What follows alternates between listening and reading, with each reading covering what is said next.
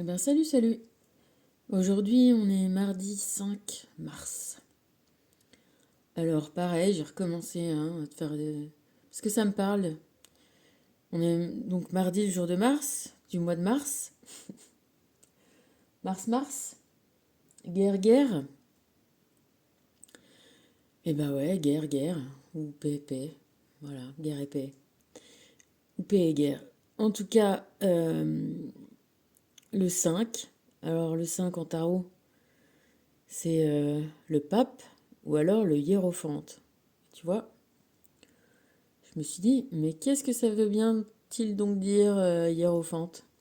Et bah, du coup, je suis allée regarder.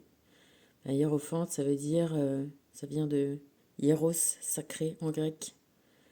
Et phante, celui qui explique. Donc, c'était le grand prêtre qui présidait et initiait au mystère d'Éleusis.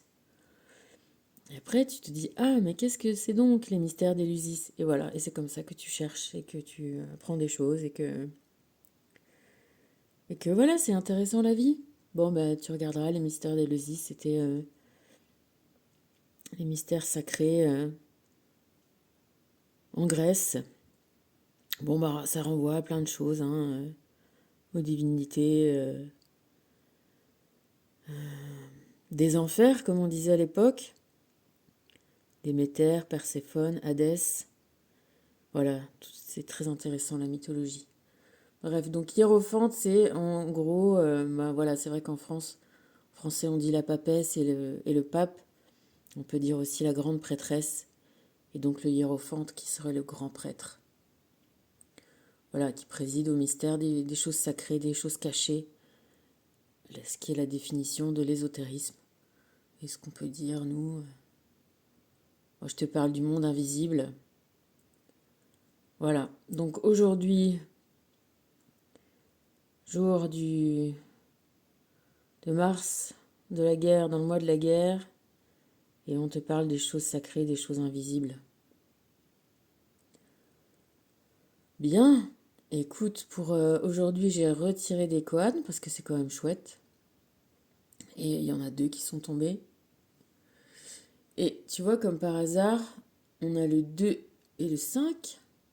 Vous souriez et le monde change. Donc 2, la grande prêtresse. Et donc 5, le hiérophante, ou le grand prêtre. Et le deuxième, c'est le 1 et le 9. Et donc je te rappelle, en tarot, le 1, le battleur. Donc on va dire le magicien. Celui qui démarre cette quête. Ça va, on le définit comme un joueur, tu vois, comme un... Voilà, il commence le game, et le 9, c'est l'ermite, c'est celui qui a terminé le premier cycle de compréhension, qui est passé à travers la quête de tous les états dont on lui avait dit que c'était les meilleurs, et qui se retourne, il fait une petite pause, il dit, ah, bon, en tout cas, déjà ça a commencé par lui éclairer sa lanterne un petit peu, et après à lui de voir ce qu'il a conservé ou pas. Donc tu vois, c'est marrant, on est dans un jour double de mars et on a encore en quelque sorte des couples, des, des, des, des personnages qui se répondent. Et donc ce Kohan 19 te dit les semences du passé sont les fruits du futur. Voilà, on va recommencer par celui-là en premier, donc le 25, donc l'union de la papesse et du pape. Et ça te dit, tu souris et le monde change. Et oui, c'est ça. C'est que le monde, tu ne l'envisages que par tes perceptions et par tes états d'esprit, tes émotions. C'est ton monde. Donc si tu, si tu te tournes vers des choses négatives, tes émotions vont être négatives et le monde va être négatif. Ton monde est négatif. Et si tu te tournes vers des choses positives, des choses belles, eh ben, ton monde sera beau. Et voilà, en ce sens, c'est là te faire prendre conscience qu'il n'y a pas de choses qui sont intrinsèquement finies, définies, et et que c'est toi, ce sont tes perceptions qui règlent voilà, ton plaisir ou ton déplaisir, ton bonheur ou le monde effectivement dans lequel tu vis. Et ben, sans nier encore une fois les choses qui sont pas positives dans ce monde, parce qu'il y en a, parce que manifestement l'humanité en a encore besoin. Ben, peut-être que toi, déjà, en changeant, toi, ton monde, ta perception des choses, ben déjà, tu te feras du bien. Et, euh, et peut-être que ça rejaillira sur autrui aussi. Mais d'abord, en premier lieu, toi, tu te feras du bien. C'est quand même déjà ça qui est pas mal, quoi. Moi, j'avoue, j'ai arrêté la télé. Et quand je regarde un peu les infos sur Internet ou quoi que ce soit, je me dis, mais quelles infos, quoi? De quoi on parle? C'est toujours, euh, c'est toujours fait pour montrer que du négatif et auquel on ne peut rien. Donc c'est vraiment très délétère. Et en plus, je trouve que ça apporte tu sais, une insensibilisation au mal, en fait, à force de vouloir juste le montrer et peut-être le dénoncer, et ben, ça fait un effet inverse, il me semble. C'est-à-dire que, voilà, on devient insensible et tu sais un peu ce qu'on dit des jeux vidéo, et ben, je trouve que les infos, ça fait le même effet que les jeux vidéo, quoi. C'est, force de voir tant d'horreur, t'as l'impression que, oui, effectivement, que c'est généralisé et que c'est jamais assez... Enfin voilà, t'as comme un effet ouais, d'insensibilisation, quoi. Il en faut toujours plus, alors ils te mettent des musiques, on se croirait tu regardes BFM, tu te croirais dans un film d'horreur, quoi. Tin, tin, tin. Enfin bref. Bon voilà, souris à la vie, le monde change, là on va être bientôt dans le printemps. Je regardais aussi ce que voulaient dire les mois de l'année, là, donc mars, hein, c'est sûr on comprend bien. Alors janvier, c'était Janus dans le calendrier romain, mais c'était pas le premier mois. C'est le dernier. Février, c'était le mois pour se purifier. C'était le dernier mois de l'année. Et là, donc, on est dans le premier mois de l'année. Bon, après, c'est... Voilà, je te dirais pour les autres mois de l'année. C'est un peu chelou, c'est un peu bizarroïde. Mais voilà. Euh, donc, la prêtresse et le grand prêtre te disent de sourire. Voilà, c'est ça les mystères. C'est vrai en même temps, c'est vrai que... Voilà. Encore une fois, prendre conscience de ça, que tout est une projection et un retour.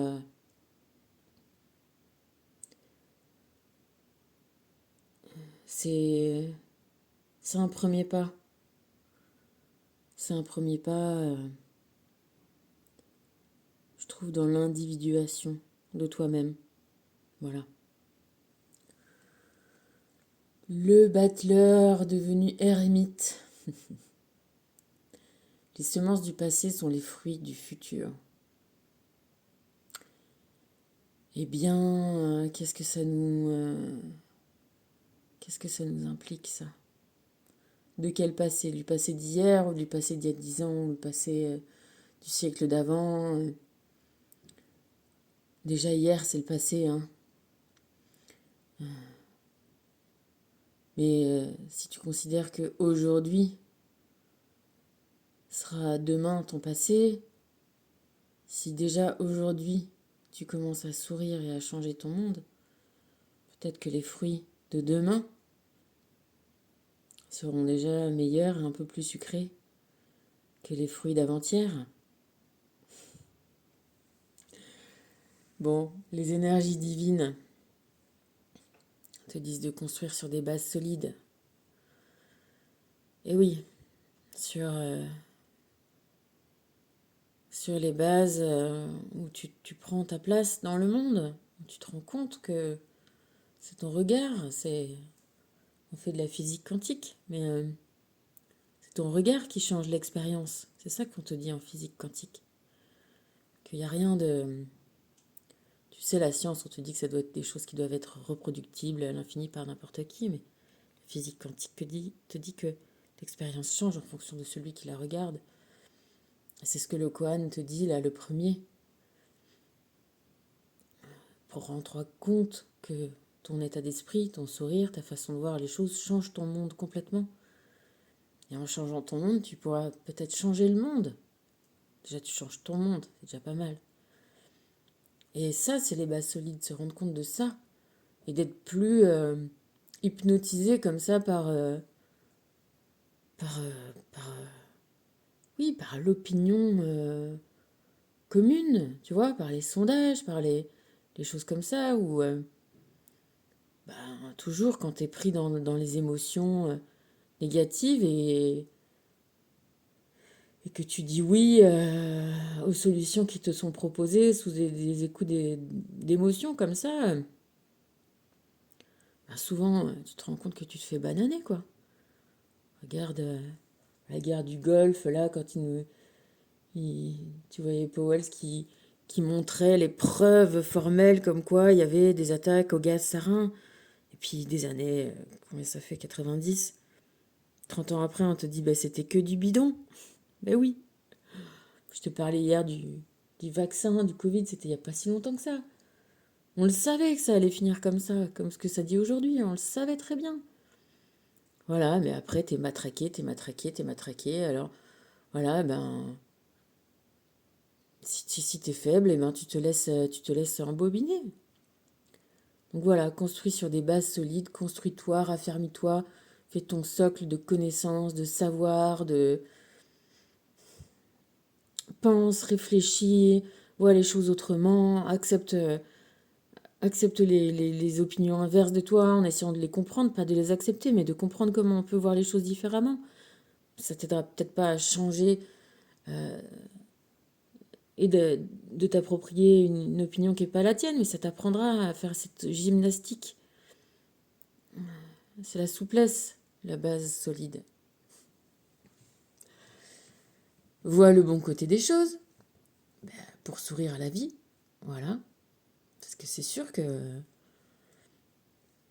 effectivement, les tas de choses horribles auxquelles tu es confronté, ben voilà, moi je suis assez sensible à tout ça. Hein, et ben j'ai appris à faire cette gymnastique-là, de me dire qu'effectivement, il y a des karmas, il y a des chaînes d'action et de causes et d'effets, et que tout ça sert aussi à la compréhension des uns et des autres. Voilà. Et de se remercier soi-même d'en être arrivé là où on en est, de ne pas avoir besoin peut-être de se mettre dans des choses difficiles. Voilà. Et d'envoyer des ondes positives au monde en espérant que ça serve de leçon et qu'on en sorte, quoi.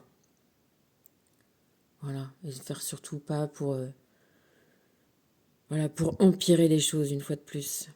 Pour apporter un soin, un pansement, une guérison, voire une cicatrice. Et pas remuer les couteaux dans les plaies. Donc voir le bon côté des choses. Voilà. Faire toute chose avec modération.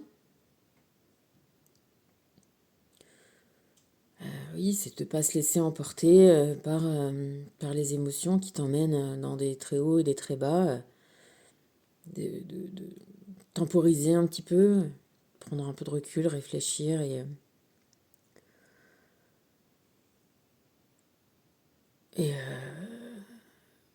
ouais, pour pas avoir de pente trop difficile à remonter ou à redescendre, même si c'est sympa aussi de temps en temps. Mais voilà, plutôt en balade que dans les émotions, c'est plus sympa. Remédier à ses erreurs, ouais. Bon bah ça, voilà, c'est sûr, hein, si on peut le faire, c'est une façon aussi de se libérer et de voir les choses aussi sous des meilleurs auspices, tu vois. Éviter de garder des culpabilités et puis d'avancer, voilà. Et puis c'est une façon de montrer qu'on a compris certaines choses et, euh, et qu'on a le droit de faire des erreurs. Bien sûr qu'on a le droit. Je te dis, on est là pour ça, faire des erreurs.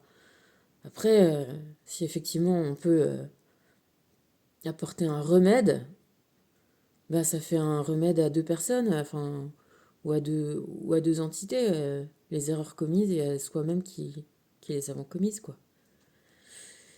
Voilà. Et du coup, on augmente notre taux vibratoire. Et du coup, on est plus,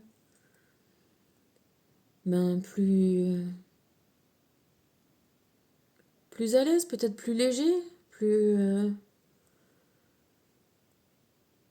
ouais, tu vois, on dit augmente ton taux vibratoire, ça veut dire quoi? Ça veut dire être un peu plus rapide, un peu plus... Ouais, j'ai envie de dire un peu plus léger. Voilà, ça c'est cool quand même d'être plus léger. Donc aujourd'hui, j'ai continué avec les cartes divinatoires du Feng Shui. Donc je vais te lire ce que ça nous raconte. On est tombé sur une carte de symbole qui est le Tai Chi qui te dit le Chi est l'énergie qui transforme ta vie. Et le deuxième, c'est la couleur vert. L'univers est un immense jardin. Alors je vais te lire ce que ça raconte. Aussi, tu vois, je te lis ces trucs-là parce que au final, tout le monde dit la même chose. Enfin, beaucoup disent la même chose, alors c'est pas forcément facile à faire. Je te l'accorde. C'est pour ça que, voilà, en se remotivant tout le temps un peu, ça aide. Alors donc, c'est une énergie yin-yang. Le chi est l'énergie qui transforme ta vie. La carte maîtresse du tai chi revêt une très forte valeur symbolique dans le feng shui. Tout comme l'énergie circulaire, elle est l'expression parfaite et absolument pure de l'équilibre et de l'interpénétration des énergies masculines et féminines, yang et yin, de l'harmonie du Tao. L'harmonie du Tao, de la voix, réside dans la conscience de la mutation dynamique de toutes les choses. Cette conscience modifie notre monde de vie, nos idées, notre mode de vie, nos idées. Et la transformation de nos idées aboutit à la transformation du monde qui nous entoure. Les valeurs les plus profondes doivent guider le comportement humain. Tel est le véritable message du Feng Shui et du Tao. Ces derniers indiquent la voie à suivre, les choix à effectuer. S'il est vrai, comme le soutenait le savant et anthropologue Gregory Bateson, que les principaux problèmes du monde résultent de la différence entre la façon dont la nature agit et celle dont l'homme pense, il faut aujourd'hui plus que jamais suivre les énergies de l'harmonie, ramener la pensée à sa demeure originelle, l'intuition profonde d'appartenir à un projet immense où le plus petit grain de poussière s'avère intimement lié à l'ensemble du système solaire et où tous les êtres vivants adhèrent au même formidable élan. L'animal trouve son point d'appui dans la plante, l'homme chevauche l'animalité et l'humanité entière, dans l'espace et le temps, forme une immense armée qui galope aux côtés de chacun de nous, devant et derrière nous, dans une charge irrésistible, capable de renverser toutes les barrières et de surmonter une infinité d'obstacles, voire la mort elle-même. Ça, c'était de Henri Bergson. Donc voilà, effectivement, en changeant ton mode de vie et tes idées, ça transforme le monde.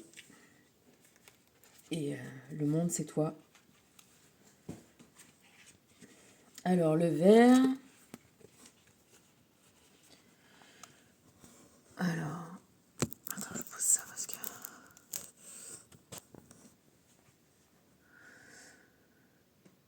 Énergie yin. L'univers est un immense jardin. En Occident, le vert s'associe à la joie et au jeu. Tous les jeux se déroulent sur fond vert et dessinent la carte de l'âme verte de la scène terrestre. Les terrains de football, le tapis du billard. En Chine, le jardin fait l'objet d'un véritable culte et le feng shui préside également à sa création énergétiquement idéale. Dans le jardin, les énergies du feng shui circulent librement et profitent aussi à d'autres espaces comme la maison ou le bureau. C'est la raison pour laquelle les maîtres de feng shui conseillent d'avoir, si possible, un jardin devant chez soi. Le vert est la couleur des champs, des jardins, de la terre, une énergie yin débordante de vie. Chaque jardin, réel ou imaginaire, se compose de lumière et de plantes qui croissent en permanence, de formes. Dans un jardin, tout ce qui naît chaque jour, même ce qui semble apparemment inutile, s'avère disposé dans un but précis, un cercle de pierres, des cailloux répandus sur le sol, avec tout autour les couleurs des plantes. Le jardin est couleur. Quelle fut la première couleur que l'œil de l'homme vit? Adam ne lava-t-il pas ses yeux dans le vert de l'Éden? Depuis qu'Adam et Ève ont été chassés, chaque jardin représente une simple feuille du paradis terrestre. La couleur verte recouvre la terre avec calme, avance et recule au fil des saisons. En elle réside l'espoir de la résurrection. Le vert possède plus de nuances que n'importe quelle autre couleur, quand les bourgeons brisent la grisaille de l'hiver au sein des haies.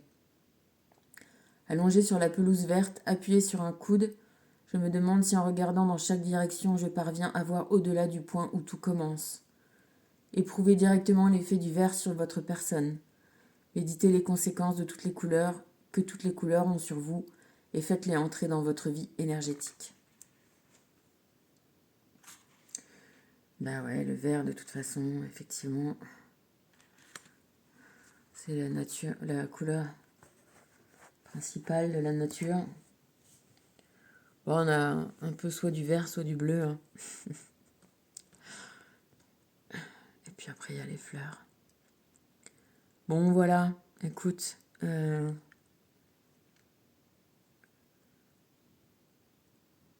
Essayons de tourner notre regard, notre cœur, notre âme vers la joie, vers le beau, le bon qui est éclos partout aussi dans le monde. Schauberger, Victor, disait qu'effectivement, à chaque courant, il y a un contre-courant. Alors essayons de ne pas être dans le courant majoritaire qui veut ne voir dans la vie que horreur, guerre, misère. Et essayons de regarder ce contre-courant de paix, de joie, de bonheur partagé. Et essayons de faire élever voilà, les vibrations, sa vibration et les vibrations un peu communes dans ce sens. Et voilà, en étant fermement, c'est pas facile de résister. C'est pas facile d'aller au cœur de soi, c'est pas facile de se rendre compte des erreurs qu'on a fait, c'est pas facile. Mais c'est le bon chemin. Le chemin facile.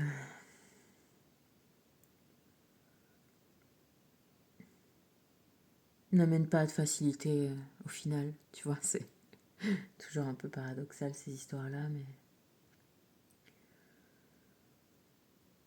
Voilà. Allez, je te fais un bisou. J'ai assez parlé. Allez, bonne journée. À plus.